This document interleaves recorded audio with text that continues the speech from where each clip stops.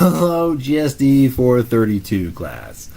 Now that I'm actually recording, instead of just gabbing into nowhere, I had some technical difficulties. So, for seminar 4, here we're going to kind of ditch the projects, and our project is going to be mainly code. And so we're doing a procedural cave generator. I know it says generation. I think I probably need to change that to generator. But just kind of follow the video, and it will walk you through all the code. Okay? Please, please, please, please try to get a good understanding of how this works, because next seminar this is going to be our base project for the next one. And the next one, we're going to make a maze generator, okay? And I know some of you like to go Google and find solutions to some of this stuff. You're not going to find it, because I totally made Seminars 5 project up based off of this Seminars project. So make sure you understand this one pretty good. And you'll be good for the next one, okay? So yeah. Discussion questions. We have 4 discussion questions again. The first 2 are your opinions, or they could be your opinions. You don't need to reference anything, but you could if you want. The last 2, you need to reference stuff to get full credit for those questions. And I'm hoping you guys are kind of seeing that these questions are making you think more about the whole game and not just game programming and just the game, right?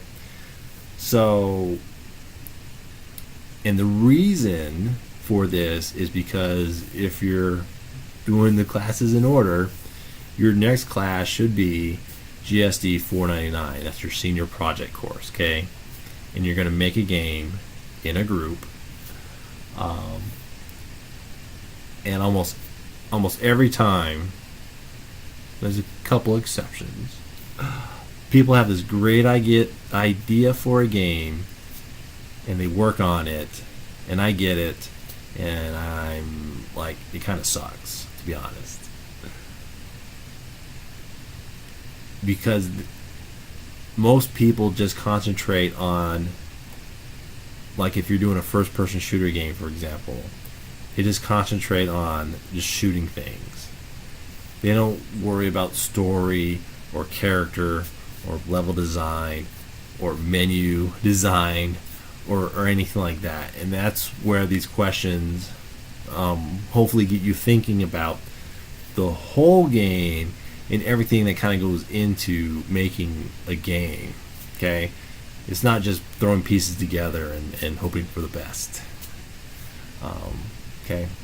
So anyways, so that's it for discussion questions.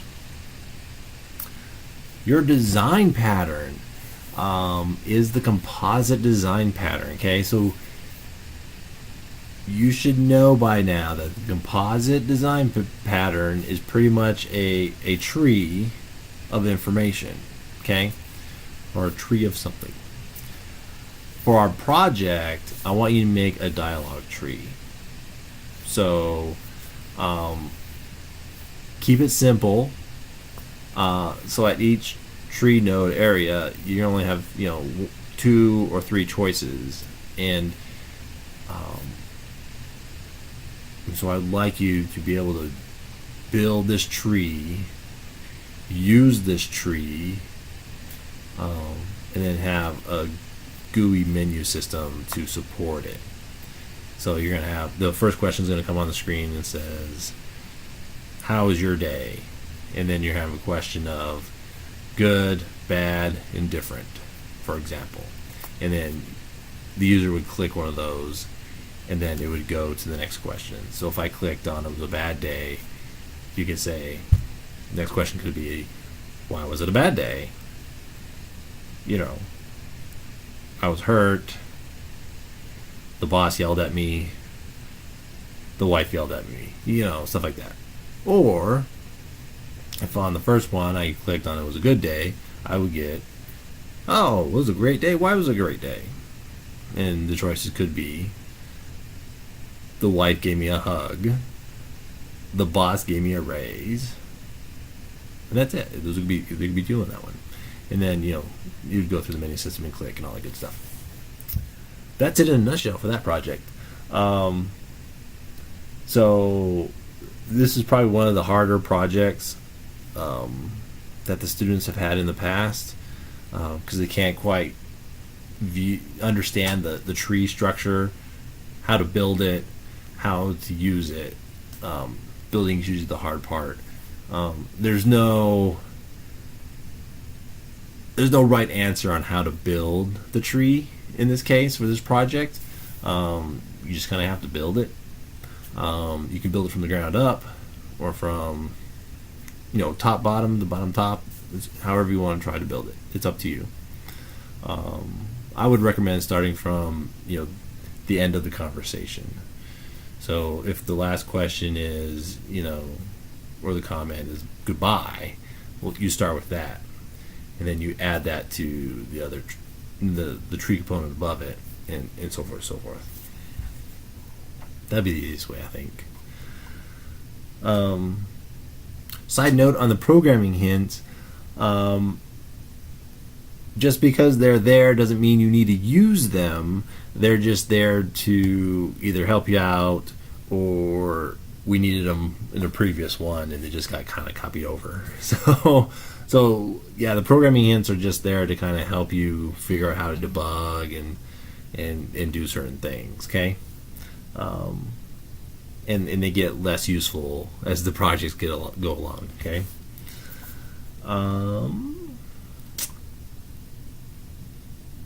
So for our main project, which is the cave generator, you're just following the video and doing what the video says. Nothing big there. Make sure your project compiles. Make sure it has no errors or warnings, okay? You will get dinged if there's errors or warnings, okay? This project should not have any errors or warning, okay? The previous projects, we were kind of fighting through, some of you were fighting through the sound issues, and I believe there's some animation issues. This project shouldn't have that problem because it's all code based and all that works.